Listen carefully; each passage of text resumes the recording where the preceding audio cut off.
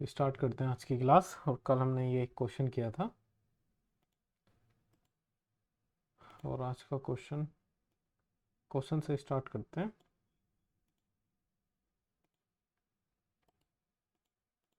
ये रहा भाई, इस क्वेश्चन को ट्राई करो।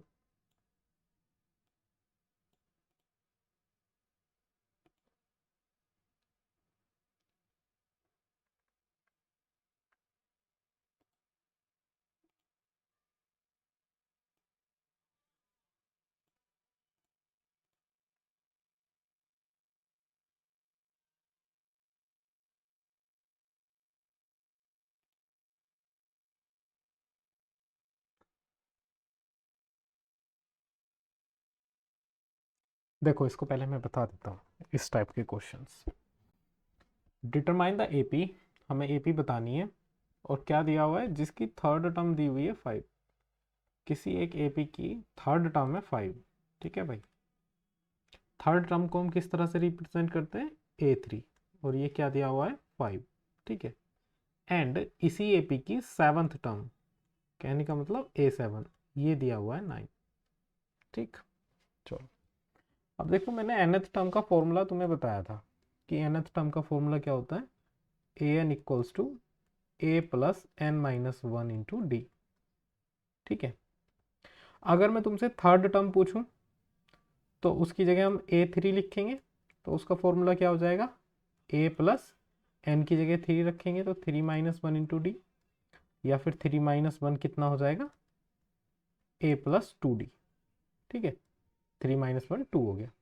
वैसे ही अगर मैं तुमसे इधर सेवंथ टर्म पूछूं तो वो कितना हो जाएगा, a plus 7 minus 1 into d. ठीक है, तो ये हो जाएगा A7 equals to a plus 7 minus 1 कितना हो गया, 6d। वैसे ही देखो, ये जो सीरीज चलती है ना, अगर तुमसे एट्थ टर्म पूछी जाए A8, तो उसको तुम सीधा सीधा a प्लस 7d लिख सकते हो। वैसे ही अगर तुमसे नाइन्थ टर्म पूछी जाए तो उसको तुम a प्लस 9d लिख सकते हो। ठीक है, वैसे ही अगर तुमसे पूछी जाए 125th टर्म, तो उसको तुम a प्लस 124d लिख सकते हो। कहने का मतलब जो भी टर्म पूछी जा रही है उससे एक नंबर कम यहाँ पे चलता है डी के मल्टीप्लाई में। ठीक है, ये बात ध्यान रखना। अब मैंने तुमसे एक बात बोला था कि भाई अगर हमें एपी में ए और डी की वैल्यू पता है, if we have the value of a and d then we can calculate everything. ठीक है, ये बात ध्यान रखना। तो हम ए और डी की वैल्यू निकालने की कोशिश करेंगे। जैसे इधर थर्ड टर्म दी हुई है 5, तो थर्ड टर्म को हम क्या लिख सकते हैं, थर्ड टर्म को हम लिख सकते हैं ए प्लस 2d, जिसकी वैल्यू दी हुई है 5। वैसे इधर सेवंथ टर्म दी हुई है 7, तो इसको क्या लिख सकते हैं, ए प्लस 6d। सेवंथ टर्म को ए प्लस 6d लिख सकते हैं, नहीं, जो कि दिया हुआ है कितना, 9। अब देखो, ये अपने पास दो इक्वेशन बनी, इसको इक्वेशन 1 लेट कर लो, इसको इक्वेशन 2। अब इन दो इक्वेशन का यूज करके हमें ए और डी की वैल्यू निकालनी है। तो अगर मैं करूं सब्ट्रैक्ट इक्वेशन 1 फ्रॉम 2, दूसरी इक्वेशन में से इक्वेशन 1 को सब्ट्रैक्ट करूं, इक्वेशन 2 है a plus 6d equals to 9, equation 1 है a plus 2d equals to 5। चलो सब्ट्रैक्ट करते हैं भाई। तो यहाँ पे माइनस का साइन आ जाएगा, यहाँ माइनस और यहाँ माइनस, a से a कैंसिल आउट हो जाएगा, 6 में से 2 गया, कितना बचा 4d, और 9 में से 5 गया 4। तो d की वैल्यू आ गई 4/4, जिसको हम बोल सकते हैं 1। तो d की वैल्यू आ गई भाई 1। अब इस d की वैल्यू को किसी भी इक्वेशन में पुट कर दो, a की वैल्यू आ जाएगी। ठीक है, put the value of d in equation 1।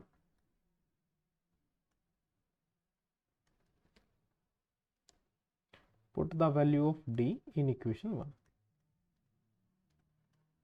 Equation 1 है अपनी a plus 2d equals to 5। इसमें d की वैल्यू 1 पुट करते हैं तो 2 इंटू 1, कहने का मतलब 2 ही हो जाएगा, और 2 दूसरी तरफ जाएगा तो माइनस में चला जाएगा, यहाँ से a की वैल्यू हो जाएगी 3। ठीक है, तो हमें a और d दोनों की वैल्यू मिल चुकी है। हमसे क्या पूछा है, हमें AP बतानी है। AP मतलब शुरू की 3-4 टर्म बता दो क्या होंगी। तो देखो, पहली टर्म तो a ही होगी, जो कि कितनी है 3। दूसरी टर्म a2 हो जाएगी, जिसको हम क्या लिखेंगे a प्लस डी। कहने का मतलब 3 प्लस 1 जो कि हो जाएगा 4। तीसरी टर्म क्या हो जाएगी a प्लस 2d। कहने का मतलब 3 प्लस 2 इंटू 1, और 3 और 2 कितना हो गया 5। फोर्थ टर्म क्या हो जाएगी a प्लस 3d। कहने का मतलब 3 प्लस 3 इंटू 1, ये हो जाएगा 6। तो जो AP आ गई अपनी, वो AP क्या आ गई 3 4 5 6, और इस तरह से ये चलते जाएंगे नंबर। ये आ गई AP। बताओ समझ में आया? क्यों भाई, समझ में आया तो एक थम्स अप दो जरा।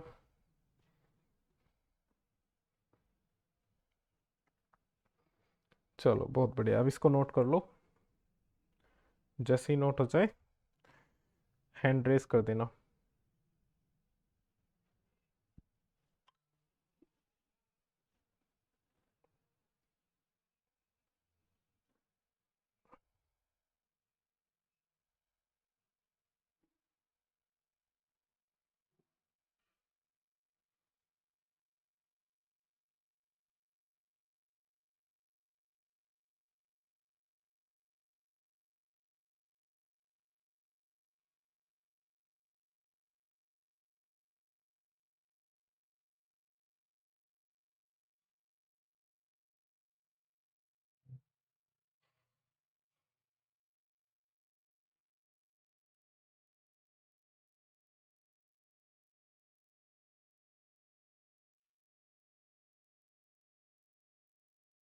क्या हुआ अभी देव, बार बार कैसे लेफ्ट कर रहे हो?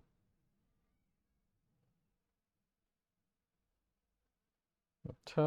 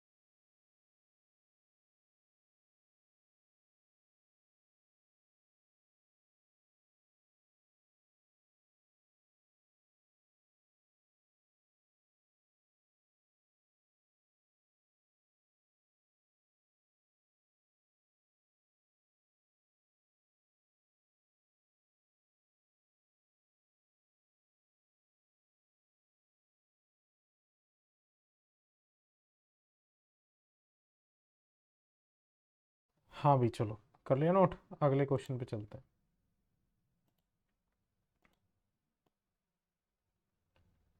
ये रहा अगला क्वेश्चन। देखो इस तरह का क्वेश्चन मैंने तुम्हें बताया था, इसमें चेक करना है कि 301 क्या इस एपी में आ सकता है या नहीं आ सकता। तो 301 को हम nth टर्म लेट कर लेंगे, let 301 with the nth term. ठीक है, ट्राई करो।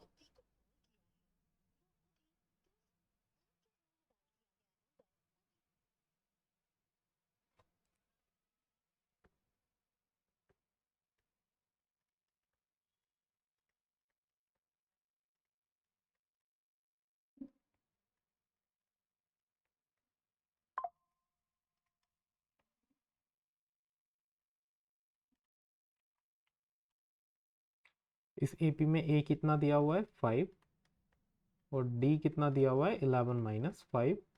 कहने का मतलब इसको लिखेंगे A2 - A1 पहले।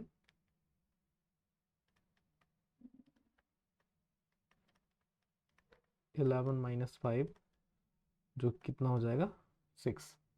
ठीक है, चलो अब हमने nth टर्म लेट करा है 301 को। इसमें चेक करना है कि भाई ये 301 इसमें आएगा या नहीं एपी में। तो nth टर्म का फॉर्मूला लगाएंगे, an = a + n - 1 × d। n की वैल्यू निकालेंगे। ठीक है, nth टर्म हमने 301, a की वैल्यू 5 प्लस n की वैल्यू हमें निकालनी है और d की वैल्यू 6। तो 301 - 5 हो जाएगा, ये 5 इधर आएगा तो माइनस का हो जाएगा, इधर बचेगा n - 1 × 6। 301 में से 5 गया तो ये हो गया 296 = n - 1 × 6। 6 को दूसरी तरफ ले आएंगे तो 296/6 हो जाएगा, ये = n - 1। ठीक, 6 से कट करेंगे तो 6 4 × 24 और कितना बचा 5, 6 8 × 56। तो ये आया 48 = n - 1। और -1 दूसरी तरफ आएगा तो प्लस में हो जाएगा ये 48 + 1, जो कि n की वैल्यू हो जाएगी कितनी 49। तो ये जो 301 है ये कौन सी टर्म हो जाएगी 49th term. 301 is 49th term of this AP। आ गया भाई समझ में नहीं, ये बताओ जरा।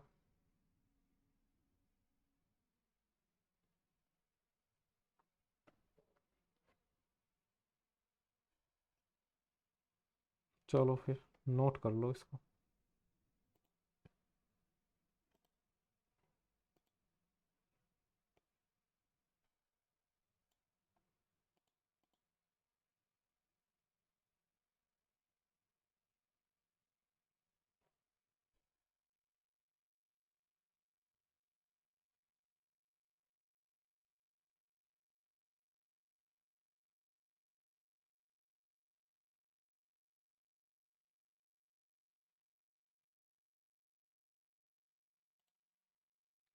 हमने डिवाइड सही करा है भाई, ये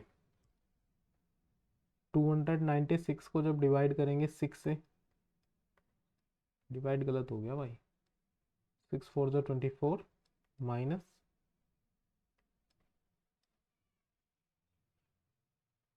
6 के टेबल में तो 56 आता ही नहीं।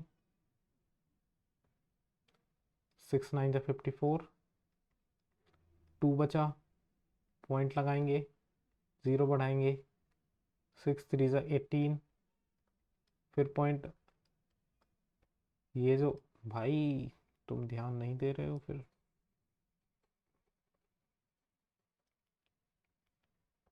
ये आएगा 49 n - 1 = 49.33 और 1 इधर जाएगा तो ये हो जाएगा 50.33। अब मुझे ज़रा ये बताओ, क्या कोई सी टर्म ऐसी हो सकती है क्या कि 50.33 टर्म है? नहीं, ऐसी तो कोई टर्म नहीं होगी भाई। जो जितनी भी टर्म्स होती हैं वो सारी होल नंबर में होती हैं, कि first term, second term, third term, पॉइंटों में थोड़ी ना होती हैं टर्म। तो लिखेंगे n should be a positive integer.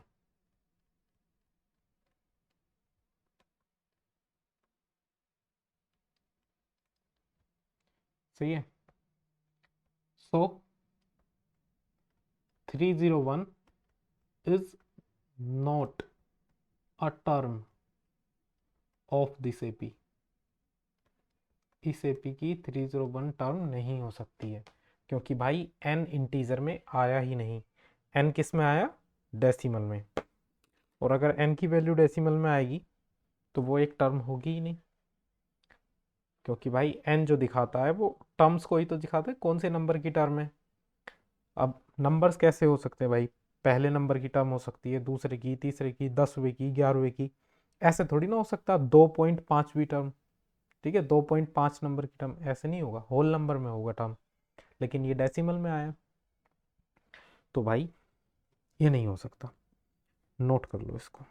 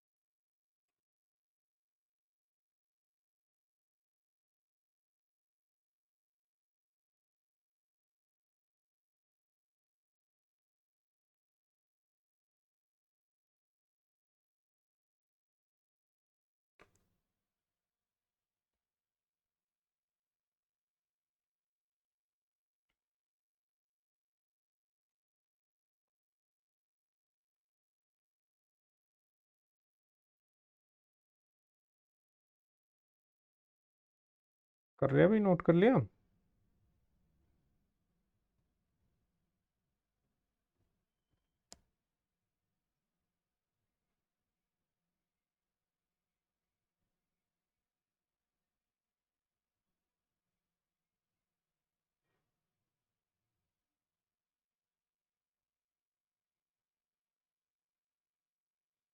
हाँ विदय वनस, नोट कर लिया नहीं?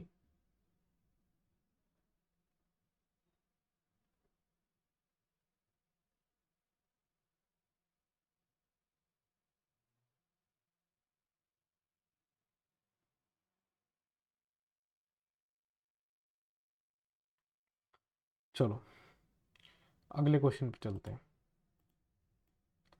देखो भाई, इस टाइप के क्वेश्चन इंपॉर्टेंट है और इस टाइप का एक ना एक क्वेश्चन जरूर देखने को मिलेगा एग्जाम में। अब यहाँ तो दिया हुआ है डिविजिबल बाय 3। अब वो एग्जाम में कुछ भी आ सकता है, डिविजिबल बाय 7 आ सकता है, 8, 9, 10, जो भी पूछे वो आ सकता है भाई। क्वेश्चन में दिया हुआ है how many 2 digit number are divisible by 3। ठीक है, तो सबसे पहले हमें 2 डिजिट नंबर पता होना चाहिए ना, जिसमें 2 डिजिट होती हैं। तो सबसे छोटा 2 डिजिट का नंबर कौन सा है? 11, है ना? फिर 12, फिर 13, और इस तरह से कहाँ तक जाता है 2 डिजिट का नंबर? 99 तक।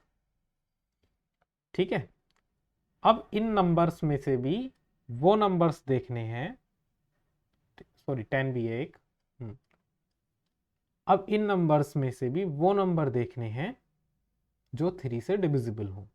ठीक है, चलो तो सबसे पहले जो 2 डिजिट का नंबर 3 से डिविजिबल होता है कौन सा है? क्या 10 डिविजिबल होता है 3 से? बताओ जरा। नहीं होता, वेरी गुड। 11 नहीं होता, 12 होता है भाई। ठीक है, तो सबसे पहला नंबर हो जाएगा 12। 12 के बाद क्या होता है? 12 के बाद भाई 3 का ही गैप होगा, 15 होता है।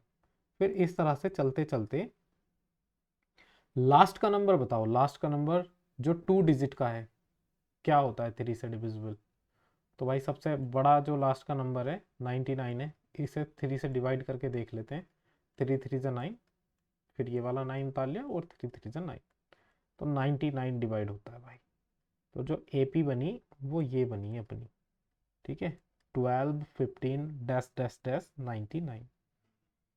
अब बताने हैं ये कितने नंबर्स हैं ऐसे 12 15 और इस बीच में ये 99 तक ऐसे कितने नंबर्स हैं जो 3 से डिविजिबल होते हैं।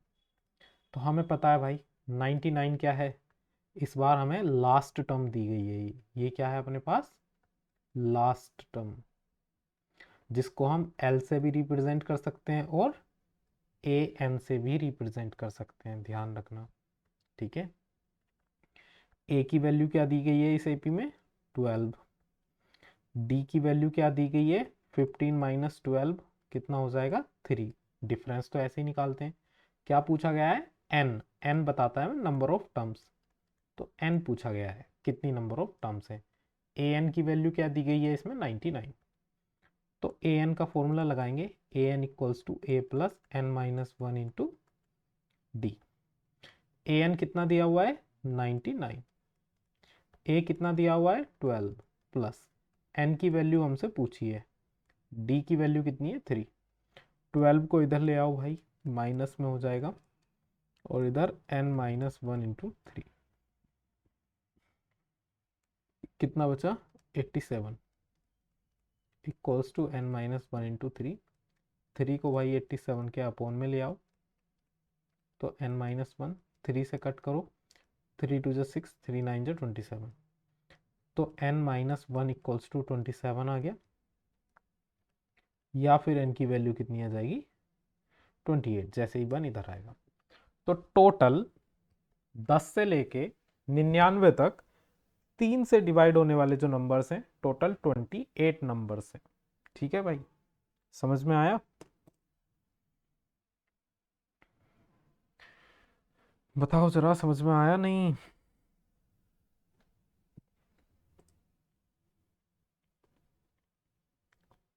चलो बढ़िया। उन्नति समझ में आ गया, नहीं आया?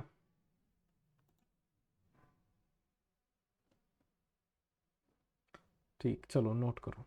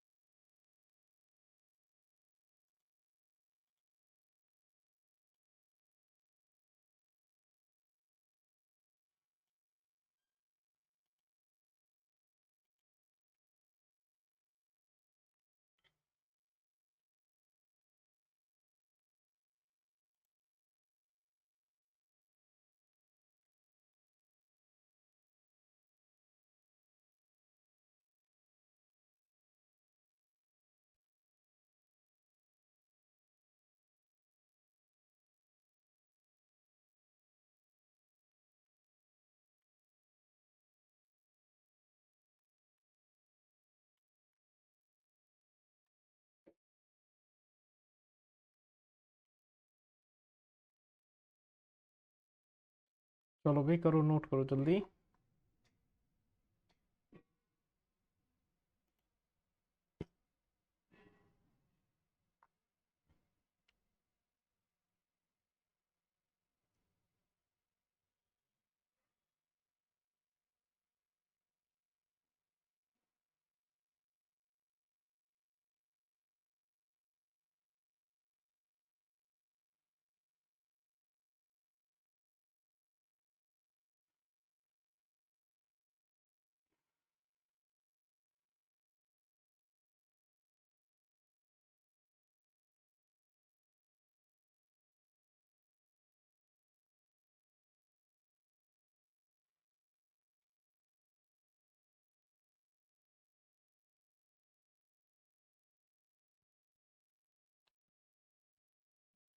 हाँ यार, मैंने 29 था, यहाँ पे नीचे 27 लिख दिया है। इसे ठीक कर लो भाई। 29 और 1 30। लिखने में मिस्टेक हो गई ऊपर से नीचे।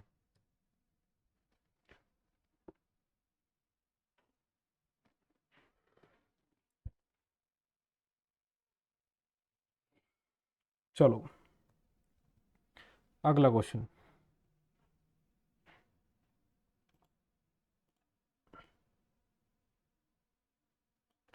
देखो इस तरह के क्वेश्चन भी इम्पोर्टेंट हैं। अब ये एक एपी दी हुई है, ठीक है, जो कि क्या है, 10 7 4 और इस तरह से -62। ठीक, लेकिन क्वेश्चन में क्या पूछा, find the 11th term. 11th term पूछिए क्वेश्चन में, फ्रॉम द लास्ट, लास्ट से 11th टर्म, ये बात ध्यान रखना, ठीक है। मतलब इधर से ये पहली टर्म, फिर इसके बाद दूसरी, फिर तीसरी, फिर चौथी, पीछे से गिननी है टर्म, पीछे से 11th टर्म कौन सी होगी। ठीक, तो अगर हमें आगे से 11th टर्म निकालनी होती तो हम फॉर्मूला यही वाला लगाते, A N equals to A plus N minus one into D. अगर हमें 11th टर्म चाहिए होती ए 11, तो एन की जगह 11 रखते तो ए प्लस 10 डी हो जाता है ना। इस तरह से निकाल देते, लेकिन ये आगे से निकालते हैं हम, लेकिन इसमें पूछिए भाई पीछे से 11th टर्म। तो ऐसे क्वेश्चन के लिए क्या करना है, जब भी लास्ट साइड से, फ्रॉम द लास्ट साइड पूछे कोई सी भी टर्म, तो एपी के ऑर्डर को रिवर्स कर देना है। ठीक है, एपी के ऑर्डर को क्या कर देना है, रिवर्स कर देना है। कैसे रिवर्स कर देना है, सबसे पहले सबसे पीछे वाली टर्म लिखो -62, फिर डैश डैश डैश, फिर 4 लिखो, फिर 7, फिर 10। हो गई एपी रिवर्स।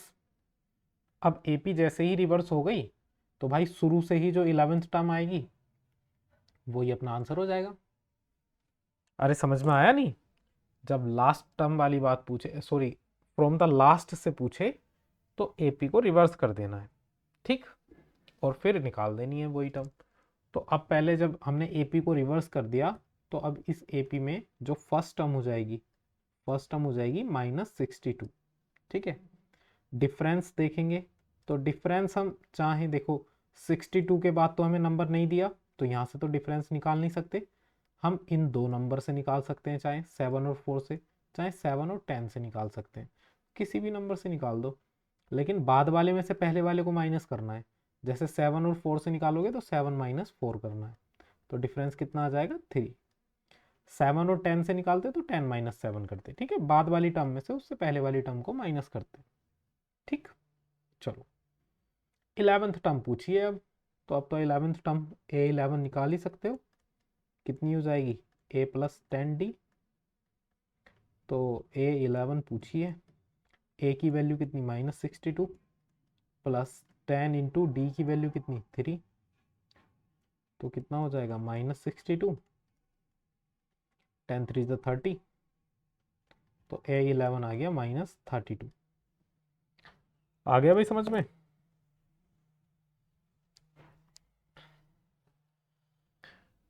चलो नोट कर लो अब इसको।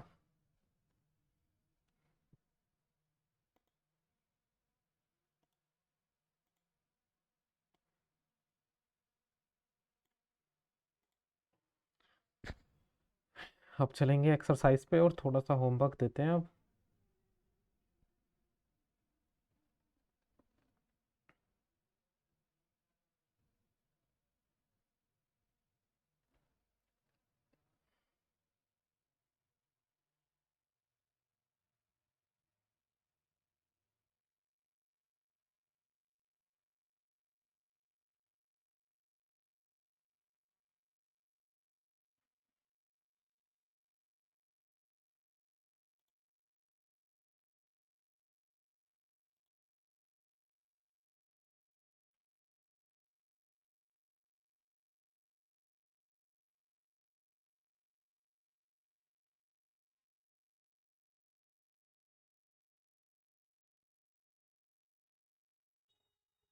कर लिया भाई, नोट कर लिया सबने?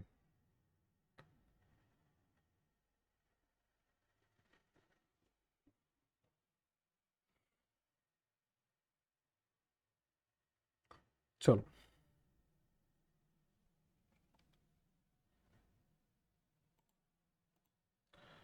देखो भाई, ये है अपनी सेकेंड एक्सरसाइज और उसका ये पहला क्वेश्चन। क्या दिया हुआ है इसमें? इसमें दिया हुआ फिल इन द ब्लैंक। ठीक है, ब्लैंक को फिल करना है। जैसे पहले वाले पार्ट में इस तरह से टोटल 5 पार्ट हैं इस क्वेश्चन में। जैसे पहले वाले पार्ट में क्या है, पहले वाले पार्ट में हमें ए की वैल्यू दी हुई है 7, है ना। ए की वैल्यू 7 दी हुई है, डी की वैल्यू 3 दी हुई है, एन की वैल्यू 8 दी हुई है।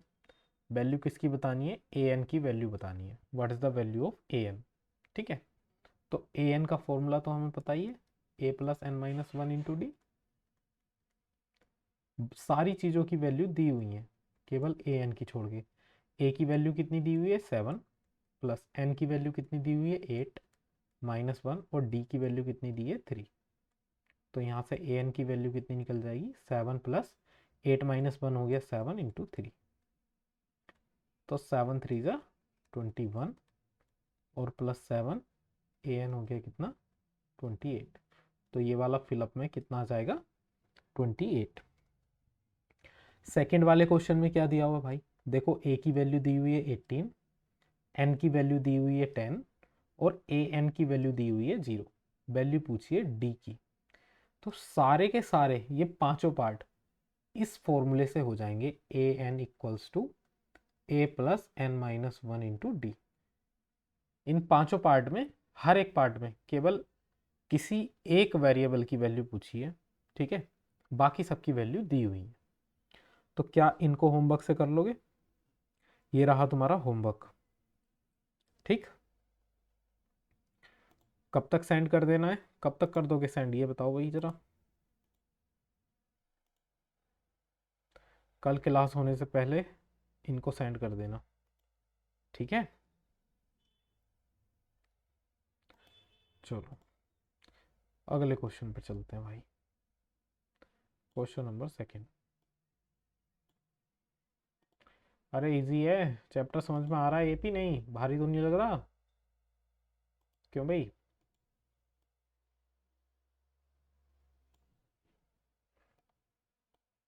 चलो इस क्वेश्चन को करो। क्या पूछा है? 30th term of the AP. इस एपी की 30th टर्म कौन सी होगी, ये पूछा है भाई। सिंपल सा क्वेश्चन है।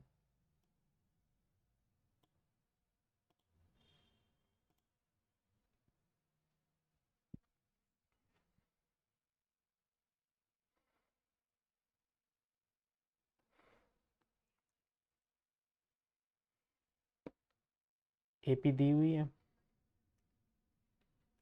चलो, एपी दी हुई है 10 7 4, है ना, इस तरह से। तो इस एपी में फर्स्ट टर्म क्या हो जाएगी भाई? 10, और डिफरेंस क्या हो जाएगा? सेकेंड टर्म में से फर्स्ट टर्म को माइनस कर दो तो -3 आएगा डिफरेंस, ध्यान रखना। क्या पूछा है? 30th term. कहने का मतलब ए एन का फॉर्मूला लगेगा, या सीधा सीधा लिख देता हूँ मैं। 30th टर्म को क्या लिखेंगे? ए प्लस 29 डी। सही है, 30th टर्म को ये लिखते हैं। ए की वैल्यू है 10, प्लस 29 इंटू -3। अब 29 की मल्टीप्लाई जब 3 से करेंगे, 9 3 ज़ा 27, 3 2 ज़ा 6, 87 आ गया। लेकिन माइनस का आएगा, ध्यान रखना। अब माइनस के 87 में प्लस का 10 करेंगे तो माइनस का 77। चलो भाई नोट कर लो इसको।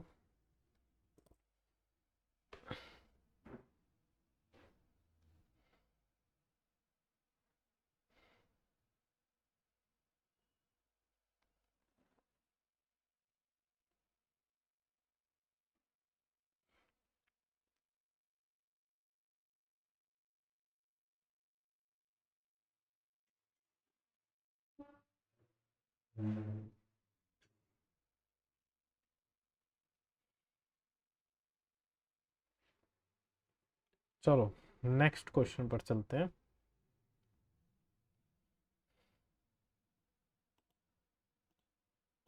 ये रहा भाई नेक्स्ट क्वेश्चन। इसमें पूछिए 11th term of this AP. इस एपी में 11th टर्म क्या होगी?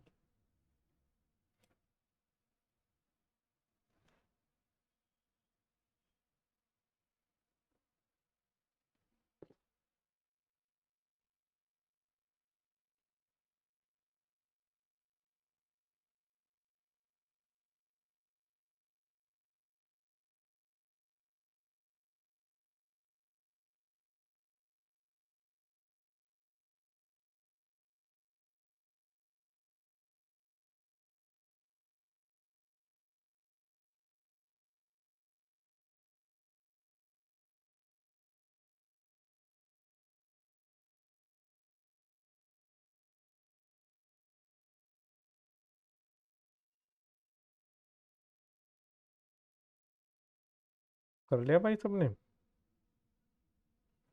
चलो देखो, इसमें फर्स्ट टर्म कितनी दी हुई है? फर्स्ट टर्म दी हुई है भाई -3। डिफरेंस कितना दिया हुआ है? तो सेकेंड टर्म में से फर्स्ट टर्म माइनस कर देंगे, मतलब -1/2 में से माइनस करेंगे -3।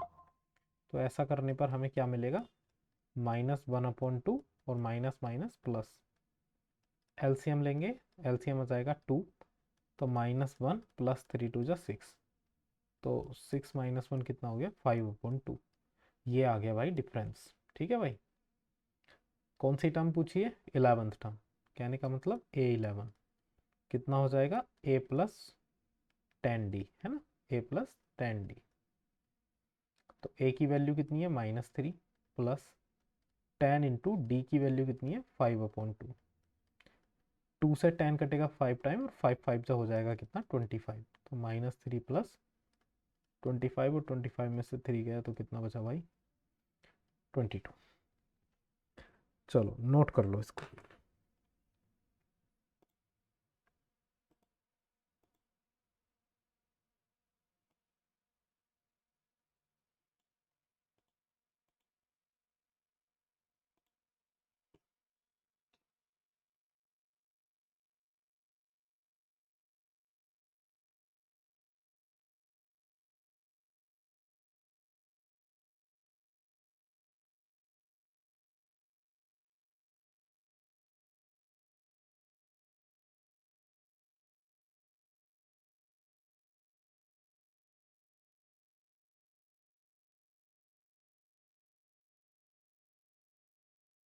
चलो नेक्स्ट क्वेश्चन पे चलते हैं।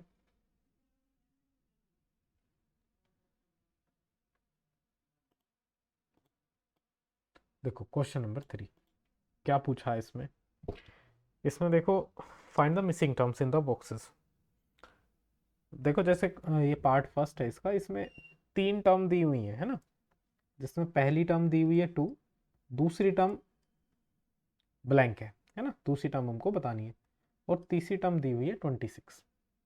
ठीक, तो हमें दूसरी टर्म बतानी है क्या होगी। सही है। तो देखो किस तरह से करेंगे। पहली टर्म क्या होती है? ए। तो ए की वैल्यू तो दी है 2। ठीक, और ये कौन सी टर्म दे रखी है? Third term. मतलब ये दिया हुआ है A3। कितना दिया हुआ है? 26। तो A3 को हम क्या लिख सकते हैं? A + 2D लिख सकते हैं, नहीं, इक्वल्स टू 26। तो यहाँ से D की वैल्यू निकाल सकते हैं, क्योंकि A की वैल्यू हमें कितनी दी हुई है? 2। A की वैल्यू 2 यहाँ पे पुट करो, तो 2 + 2D इक्वल्स टू 26। तो 2 को दूसरी तरफ भेजो तो 26 - 2। कहने का मतलब 2D की वैल्यू कितनी आ गई भाई? 24। या फिर अगर D की वैल्यू निकालेंगे तो D की वैल्यू कितनी आ जाएगी? 12। 2 चला जाएगा डिवाइड में। ठीक है, अब हमें D की वैल्यू मिल गई 12। तो हमसे कौन सी टर्म पूछी थी? ये वाली। ये कौन सी टर्म है? A2, मतलब सेकेंड टर्म। और सेकेंड टर्म हम कैसे निकाल सकते हैं? A + n - 1 into D. तो क्या हो जाएगा? A + D। क्योंकि जब A2 निकालेंगे ना इस फॉर्मूले से, A + n - 1 इंटू डी, जैसे ही इसमें n की वैल्यू 2 रखेंगे तो 2 - 1 इंटू डी हो जाएगा ये, जो कि 2 - 1 कितना होता है? 1। तो A + D हो जाएगा। तो सेकेंड टर्म क्या हो जाएगी अपनी? A की वैल्यू है 2 और D की वैल्यू है 12। सेकेंड टर्म हो जाएगी 14। सही है भाई, कर लो इसको नोट, ये हो जाएगी 14।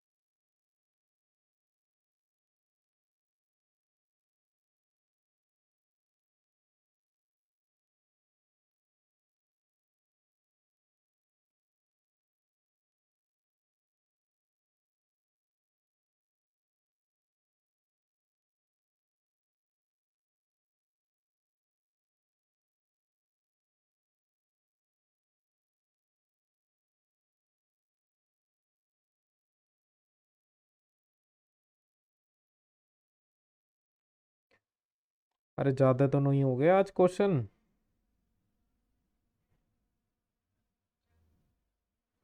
ज़्यादा हो गए, चलो एक और करेंगे बस, लास्ट क्वेश्चन।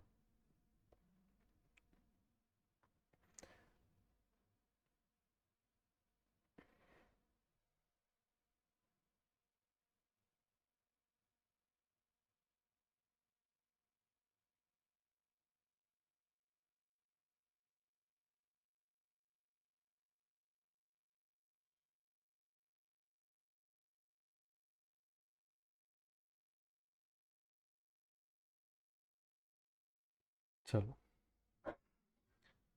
लास्ट क्वेश्चन करते हैं आज का, फिर थोड़ा सा और होमवर्क दे देंगे। जैसे भाई ये सेकंड पार्ट है इसका, अब इस सेकंड पार्ट में देखो टोटल 4 टर्म, हाँ 4 टर्म दी हुई हैं। ये फर्स्ट टर्म है जिसको ए बोलेंगे, जो कि हमें नहीं पता। ये सेकंड टर्म है जिसको A2 बोलेंगे, जो कि 13 है। ये थर्ड टर्म है जिसको A3 बोलेंगे, जो हमें नहीं पता। और ये फोर्थ टर्म है जिसको A4 बोलेंगे, और जो कि कितना है, 3 है। तो हमें A और A3 मतलब फर्स्ट और थर्ड टर्म बतानी है क्या होगा। तो देखो हमारा जो मेन ऑब्जेक्टिव रहना चाहिए वो इन दो वेरिएबल की वैल्यू फाइंड करना, एक तो A और एक D। इन दो चीज़ों की वैल्यू अगर हमें मिल गई तो हम निकाल लेंगे जो भी हमसे पूछा है। ठीक है, तो देखो पहले जो जो गिवन है वो लिख लेते हैं। एक तो हमें सेकंड टर्म गिवन है, कितनी है, 13। और एक हमें फोर्थ टर्म गिवन है जो कितनी है, 3। बस जो गिवन है उन्हीं से हमें वो मिलेगा जो हमको चाहिए। जैसे सेकंड टर्म को हम क्या लिख सकते हैं, A+D, जो कि है 13। फोर्थ टर्म को हम क्या लिख सकते हैं, A+3D, जो कि है 3।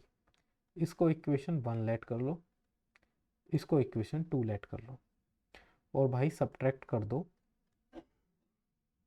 इक्वेशन 1 को फ्रॉम इक्वेशन 2, दूसरी इक्वेशन से।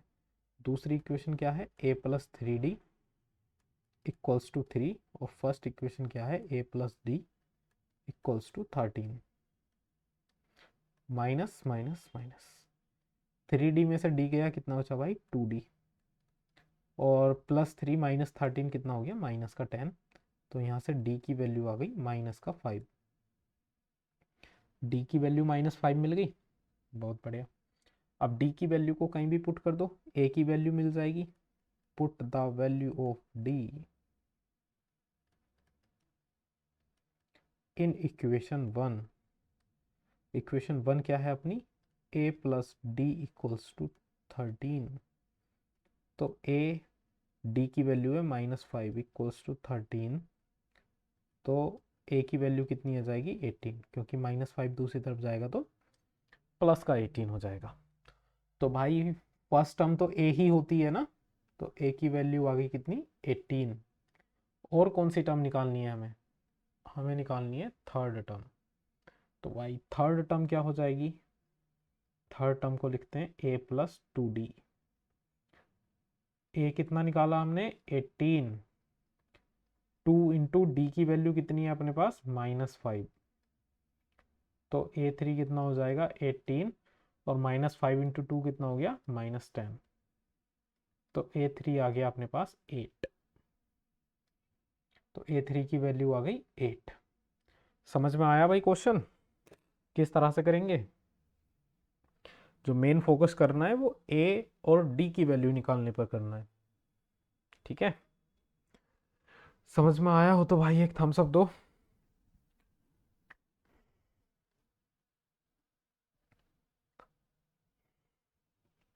वेरी गुड,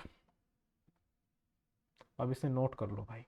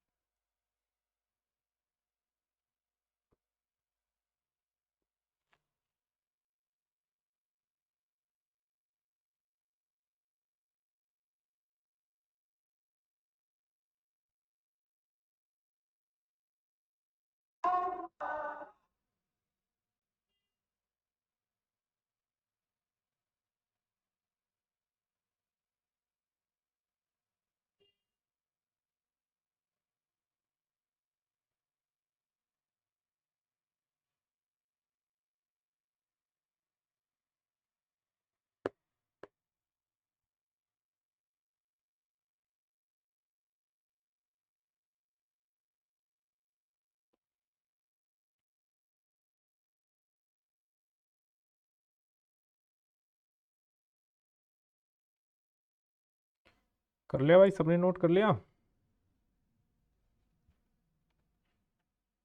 चलो देखो अब होमवर्क सुनो, थोड़ा सा होमवर्क और दे देते हैं।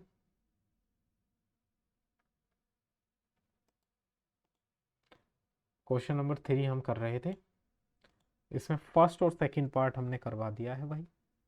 ये भी हो गया, ये भी हो गया। थर्ड पार्ट, फोर्थ पार्ट और फिफ्थ पार्ट घर से करना है। ठीक है, थर्ड फोर्थ और फिफ्थ। जैसे थर्ड पार्ट में एक तो फर्स्ट टर्म दी हुई है 5 और सेकंड टर्म पूछी है, थर्ड टर्म पूछी है और जी भैया फोर्थ टर्म दी हुई है 9 1/2। ठीक है, तो पहले फर्स्ट और फोर्थ टर्म को निकाल के ए और डी की वैल्यू निकाल लेंगे, बाकी फिर A2 A3 निकाल लेंगे। वैसे ही इसमें ये फर्स्ट टर्म दी हुई है -4, सेकेंड टर्म पूछी है, थर्ड टर्म पूछी है, फोर्थ टर्म पूछी है, फिफ्थ टर्म पूछी है और सिक्स्थ टर्म दी हुई है 6। ठीक है, तो पहली टर्म और सिक्स्थ टर्म का यूज़ करके ए और डी की वैल्यू निकाल लेंगे, बाकी फिर ये सारी टर्म निकाल देंगे। वैसे ही फिफ्थ में भाई फर्स्ट टर्म पूछी है, सेकेंड टर्म गिवन है, थर्ड पूछी है, फोर्थ पूछी है, फिफ्थ पूछी है और सिक्स्थ गिवन है। इस तरह से ही करेंगे। ठीक है, आज के लिए क्लास को इतना ही रखेंगे।